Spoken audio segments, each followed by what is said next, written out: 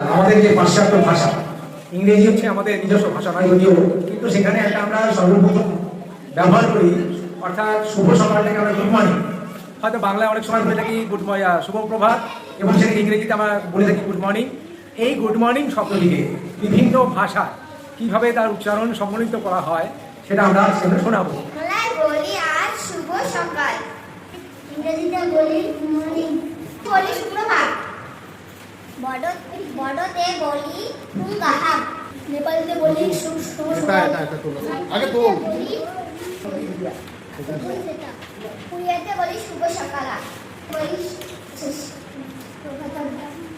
বলি সজরি আকাল,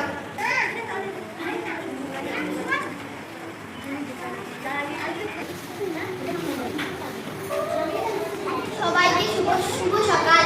আমার নাম নাইনা পারভিন, আমি ক্লাস 3-তে পড়ি। আমার বাবার নাম, আমার স্কুলের নাম Thakumar JP school. Good morning everyone, my name is Borni Tisin, I read in class 3, my school name is Thakumar JP school.